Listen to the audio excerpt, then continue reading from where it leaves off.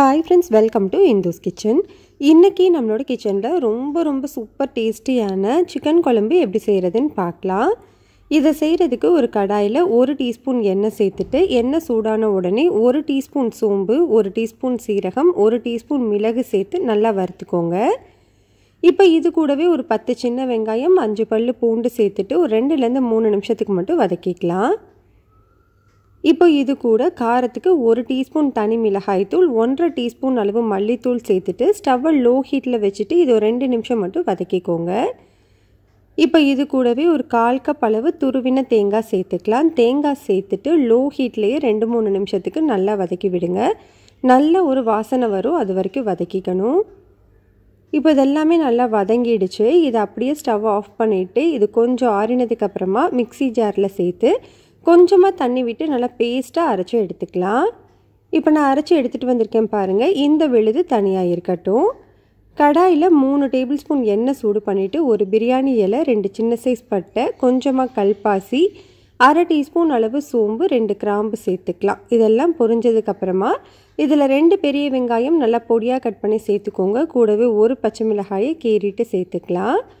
வெங்காயம் 2-3 நிமிஷம் வதங்கினதுக்கப்புறமா இதில் 1 டீஸ்பூன் இஞ்சி பூண்டு பேஸ்ட்டு சேர்த்துட்டு இதோட பச்சை வாசனை போகிற வரைக்கும் நல்லா வதக்கி விட்டுக்கோங்க. இஞ்சி பூண்டெல்லாம் நல்லா வதங்கினதுக்கப்புறமா இதில் 2 மீடியம் சைஸ் தக்காளியை சின்னதாக கட் பண்ணி சேர்த்துக்கலாம். கூடவே குழம்புக்கு தேவையான அளவு உப்பு, 1 டீஸ்பூன் கல்லுப்பு சேர்த்து இந்த தக்காளி நல்லா மசிஞ்சு வர வரைக்கும் வதக்கிக்கணும். இந்தளவு வதங்கினதுக்கப்புறமா 1/2 கிலோ அளவு க்ளீன் பண்ண சிக்கன் சேர்த்துக்கலாம். இது கூடவே ஒரு 1/2 டீஸ்பூன் அளவு மஞ்சள் தூளும் சேர்த்துட்டு இந்த எண்ணெயிலேயே ஒரு 3லேருந்து 4 நிமிஷத்துக்கு நல்லா வதக்கிக்கோங்க. சிக்கனை இந்த அளவுக்கு நல்லா வதக்கி எடுத்துக்கணும். அதுக்கப்புறமா தான் நம்ம அரைச்சி வச்சுருக்கிற மசாலா சேர்க்கணும். அப்போது தான் நம்மளுக்கு நல்லா டேஸ்ட்டாக இருக்கும். இப்போ நல்லா வதங்கிடுச்சு. இப்போ இது கூட நம்ம அரைச்சி வச்சுருக்கிற மசாலாவை சேர்த்துக்கலாம். மசாலா சேர்த்துட்டு ஸ்டவ்வை லோ ஹீட்லேயே வச்சுட்டு ஒரு 3லேருந்து 4 நிமிஷத்துக்கு மட்டும் நல்லா மிக்ஸ் பண்ணி கொடுங்க. ஏற்கனவே நம்ம நல்லா வதக்கி தான் அரைச்சிருக்கோம், அதனால் ரொம்ப நேரம் வதக்க வேண்டாம். ஒரு 3-4 நிமிஷம் வதக்கினா போதும். இப்போ இது கூட மிக்ஸி ஜார் கழுவிட்டு ஒரு 1/2 கப் அளவு தண்ணி சேர்த்துக்கலாம். அதுக்கப்புறமா 2லேருந்து 2.5 கப் அளவு தண்ணி சேர்த்துக்கோங்க. நம்மளுக்கு சிக்கன் வேகிற அளவுக்கு தண்ணி சேர்த்துக்கணும். குழம்பு ரொம்ப திக்காக இருக்கக்கூடாது, மீடியம் திக்னஸில் இருந்தால் தான் நல்லாயிருக்கும். நீங்கள் தண்ணி சேர்த்ததுக்கப்புறம் பார்த்தீங்கன்னா இதோட கன்சிஸ்டன்சி இந்த மாதிரி இருக்கணும்.